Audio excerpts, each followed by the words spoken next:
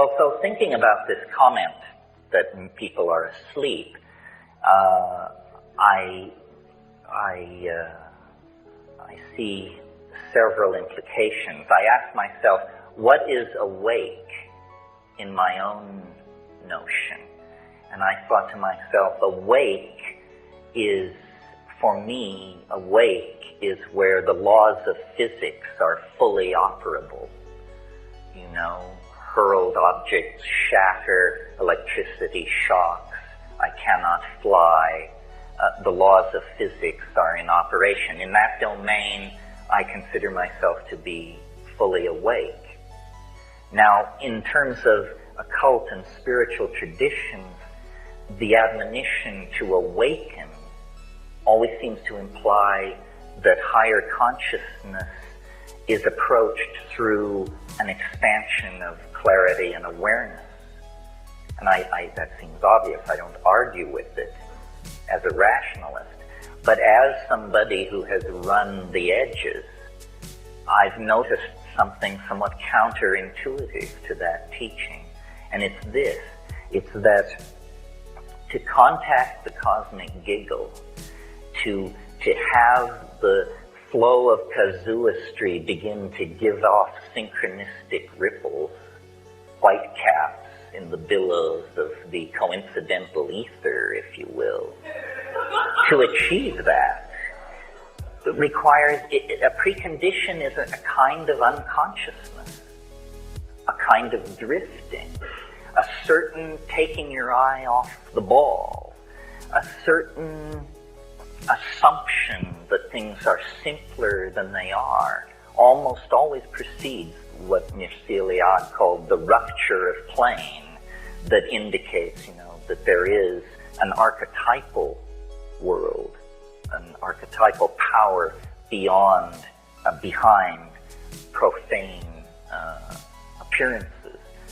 And in my own life, for those of you who are conversant with my output, when I went to the Amazon in 1971 and had the experiences that are described in True Hallucinations, I had been, for many months before that, in Asia, smuggling, hanging out, and I had taken my eye off the ball. I had become very gentle, very relativistic in my approach to other people's opinions and behaviors. I was easygoing, is what I'm trying to say.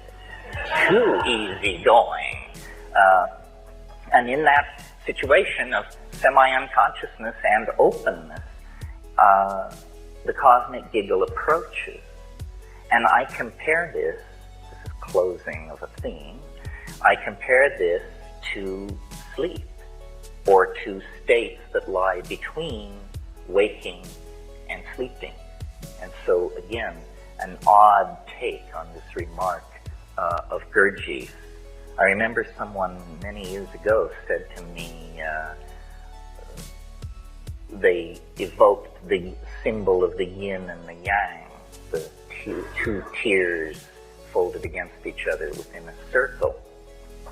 And this person, who was no rishi, roshi, geshe, or guru, but simply observant, said,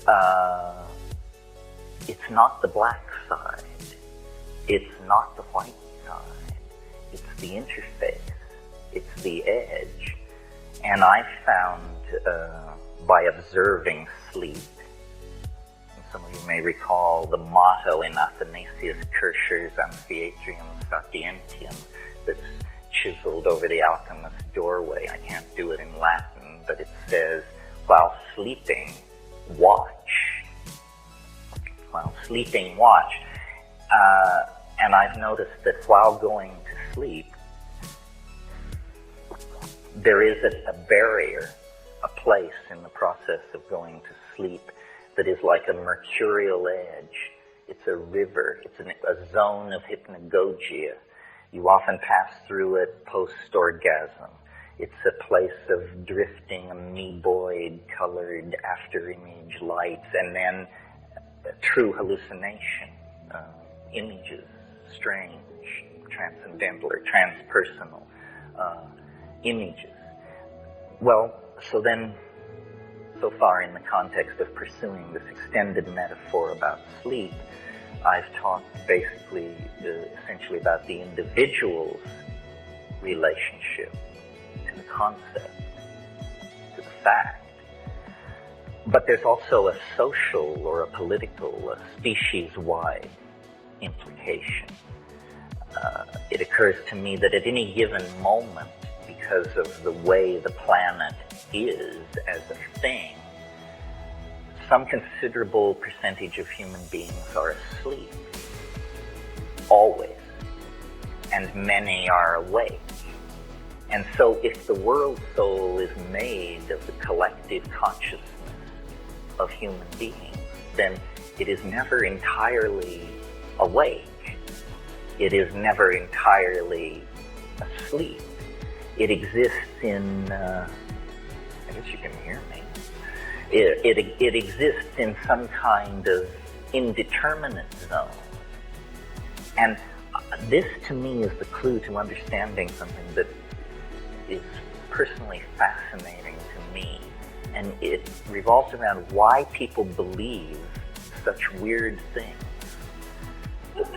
And why, either as a consequence of the approach of the millennium or the breakdown of traditional values or the density of electromagnetic radiation, or for some reason, a balkanization of epistemology is taking place.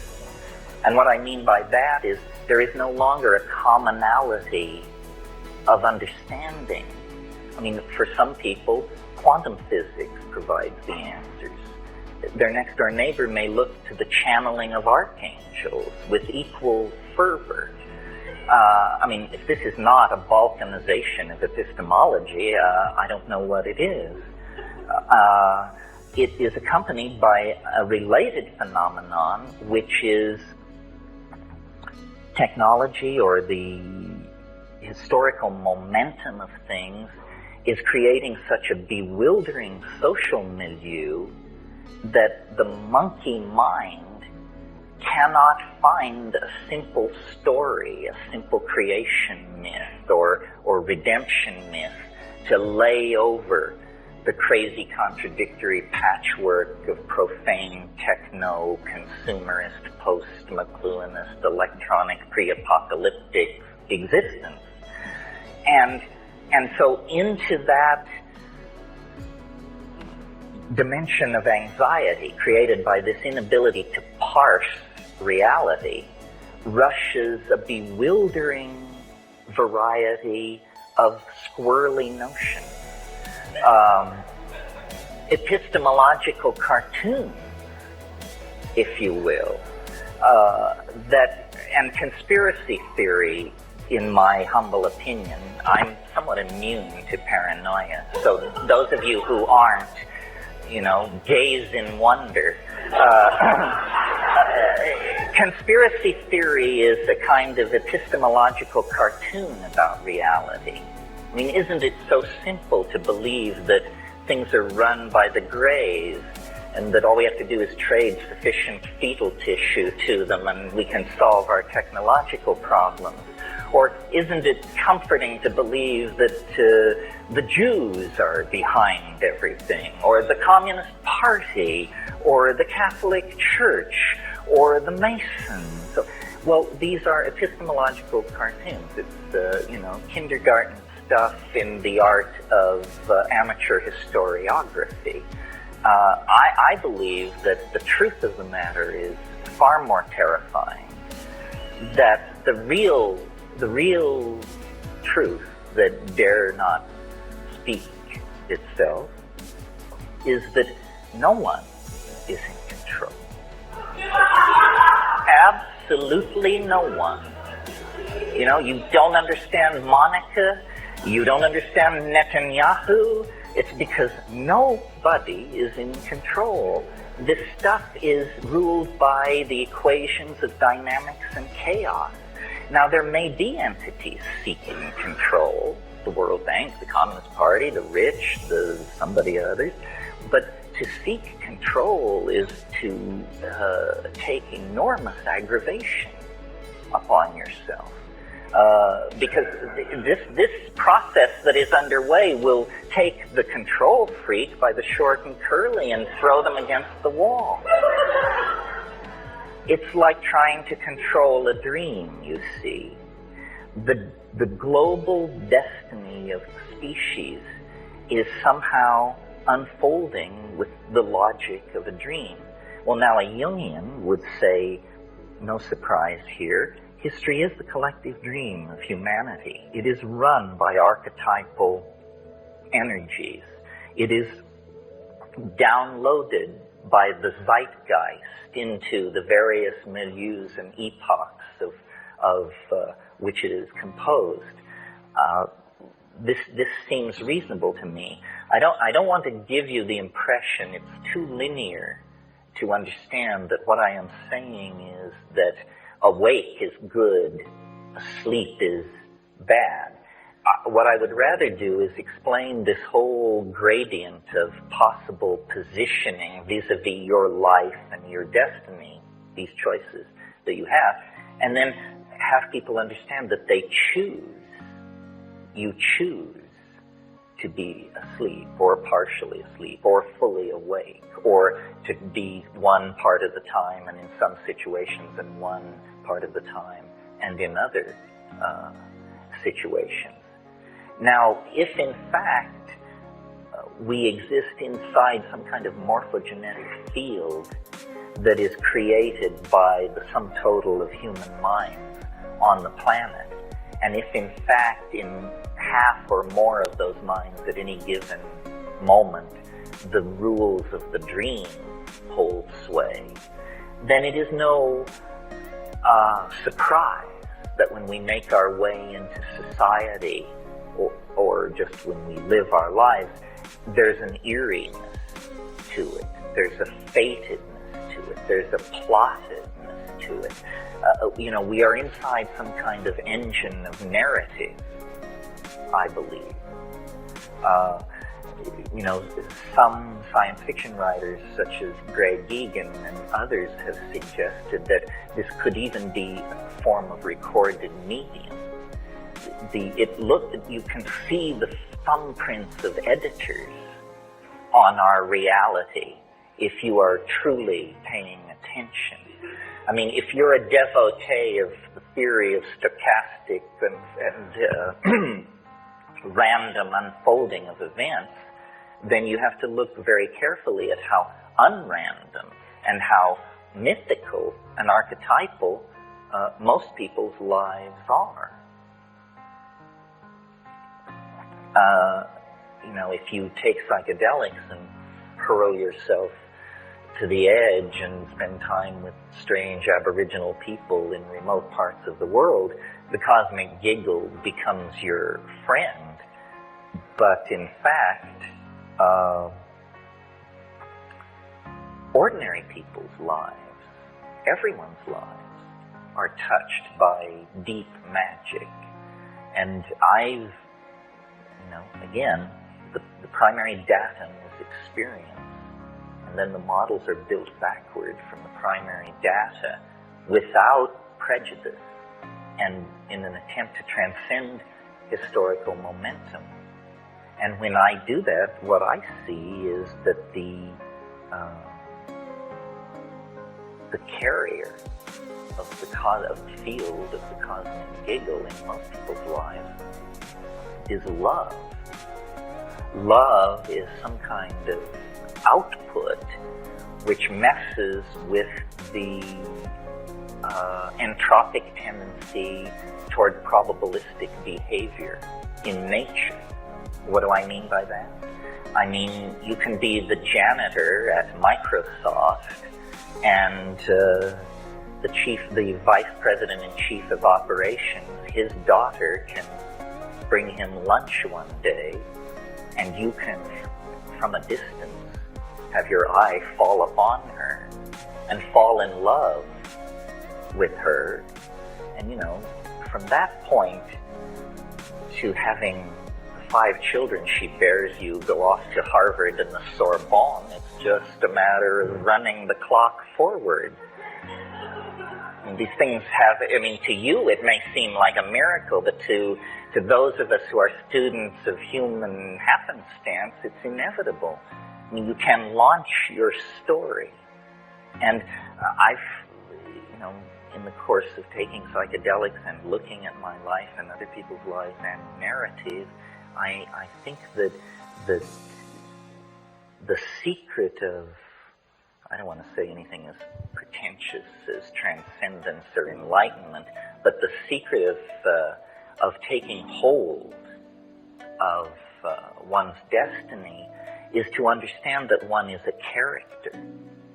A character is a different thing than this model you inherit out of the idea that you're a three-dimensional animal inside a democracy with a Christian heritage and, a Dewey Decimal cataloging system or whatever. Anyway, these are some of the notions that occur to me in the context of comparing dream on many scales. You have to really struggle, I think, to believe that you actually live inside the model of reality that science and Newtonian physics and the mathematical analysis of nature have given us. Not to get too philosophical here, but for positivist philosophers, everything that is important, color, feeling, taste, tone, ambition, apprehension, appetition, these things are called secondary qualities. In other words, they're peripheral. They arise at a lower level of understanding. They are somehow determined by the presence of the animal body and hence dismissible by a theory of pure abstraction, which says, what is real is spin, charge, angular momentum. None of these things are very rich concepts for a living human being. Who knows what any of these things are, So,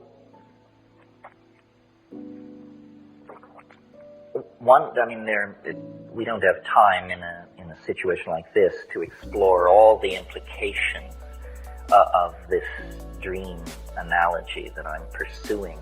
But one that interests me is the plasticity of time in the dream. And I think I would argue, as the devil's advocate, that it is the plasticity of historical time and the acceleration, the sense of an out-of-control spin up or spin down into new domains of possibility that is the strongest evidence present at hand that we are in some kind of dream.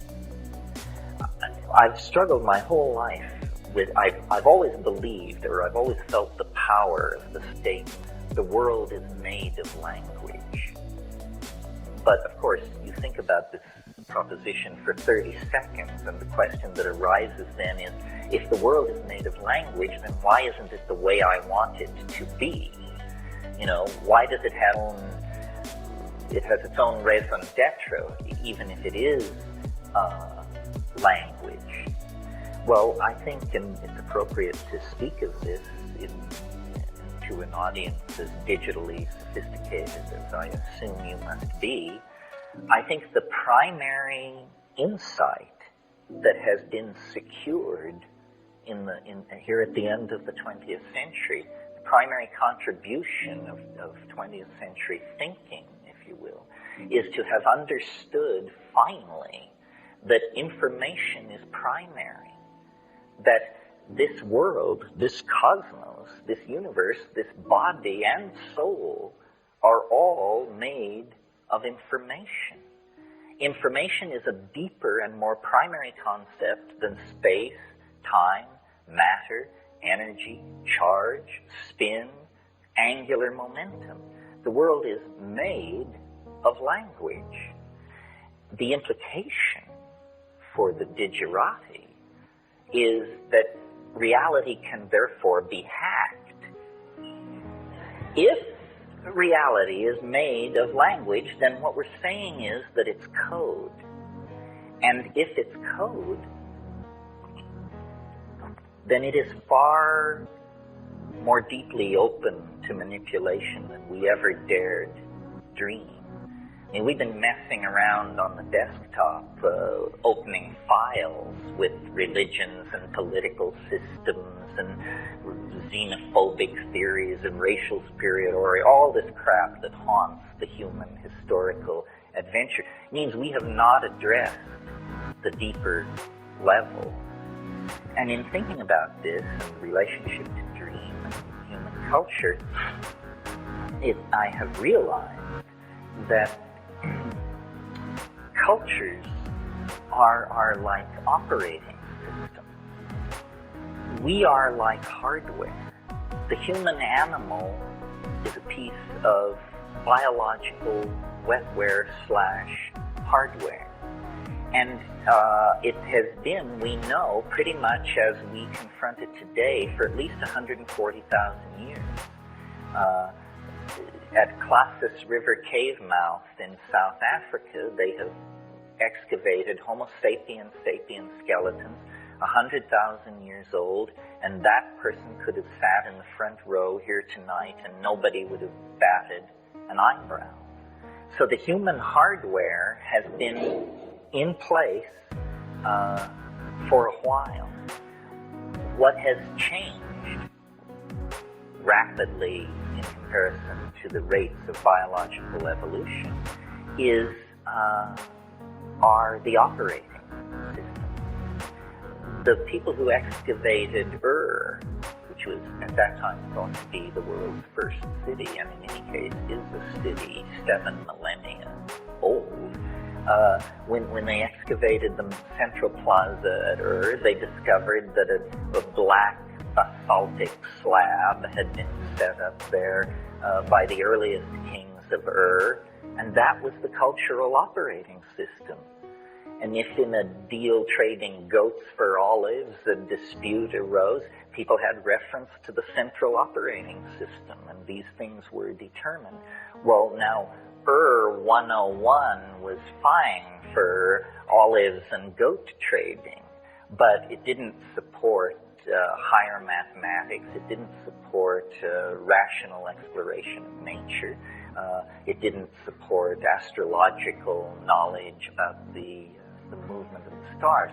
As we have gone forward through culture, we have swapped out these operating systems. And at each swap out, there has been a lot of hair pulling and cussing and screaming. Anyone who has installed a new operating system is completely familiar with that sickening from the bowels kind of coldness as, you realize it all hangs by a thread. Now, this situation, or this operating system metaphor, I think is a useful one for understanding, and again, circle closes, the balkanization of epistemology that causes me such anxiety. If you meet an Aboriginal person from the Amazon, for example, they may be running Witoto 3.0 as their operating system. Nicely supports animistic magic, huge capacity when it comes to making fish traps and bird traps. Witoto is a powerful operating system for a rainforest aboriginal. In our culture, there are, I have no idea, at least 10 or 20 operating systems, all going at the same time. Some will run Mormonism. Some will support Catholicism. Others, Kabbalah goes at the speed of light. Others support quantum physics. Some support econometrics. Others support political correctness. And these things are mutually exclusive.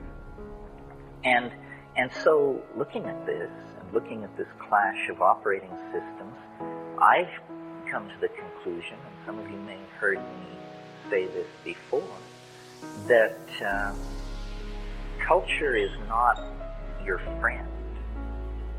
That's the final conclusion. You see, well, this came to me a few months ago when I had my yearly physical. And as I was buttoning up, my doctor said to me, he said, you know, in the 19th century, most people your age were dead. And I realized that this was true. And that among all the revolutions that we are enduring, one of them is that we live nearly twice as long as people lived very recently in the past. Well, culture is a kind of neoteny. And I don't want to belabor that at great length, but for those of you who are not biologists, neoteny is the retention of juvenile characteristics into adulthood. It's used to describe animal behavior. For instance, I'll give the most spectacular example of neoteny. There is a kind of animal which lives in ponds in Africa, and it reproduces like a fish. It lays eggs on the bottom of these ponds. More fish-like animals come from these eggs, and so forth. However, if the pond dries up, the creature undergoes metamorphosis and becomes an animal somewhat like a gecko, and lays eggs, and from these eggs come creatures that are like geckos. In other words, this is an animal which actually achieves sexual maturity in two forms, depending on environmental stress. Spectacular example of neoteny. Turning to human beings, the less spectacular example, but relevant to us, is our general body hairlessness compared to other primates. We look like fetal apes. Human beings look like fetal apes. Why?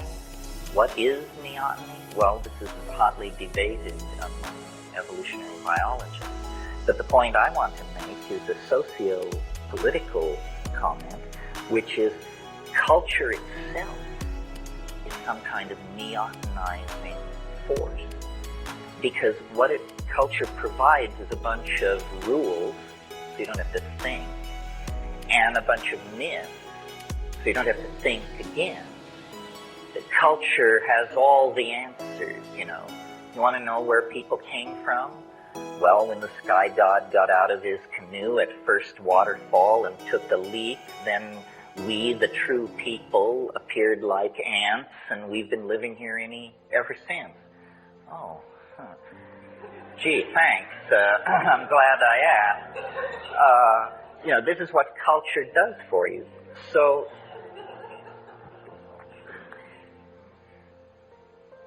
but now technology throws a curve. And the curve is that we live so long that we figure out what a scam this is. We figure out that what you're supposed to work for isn't worth having. We figure out that our politicians are buffoons. We figure out that professional scientists are reputation-building, grab-tailing weasels. We discover that all organizations are corrupted by ambition. You get the picture. We figure it out. Well, then, as intellectuals, and anybody who figures it out is an intellectual, believe me, because they're slinging the programming to push you the other way. So then intellectuals, defined as people who figure it out, discover that you are alienated. That's what figuring it out means. It means you understand that the BMW, the Harvard degree, that this is all baloney and manipulated and hyped, and that mostly you have a bunch of clueless people who are figuring out which fork they should use. But this position is presented as alienation and therefore somehow tinged with the potential for pathology. You know, it's a bad thing to be alienated. Now let's speak for a moment, in order to fulfill the promise read in the introduction, about psychedelics. And what are they doing in this fine situation? Well, what they're doing is forcing this maturation process by dissolving boundaries, which is what they do.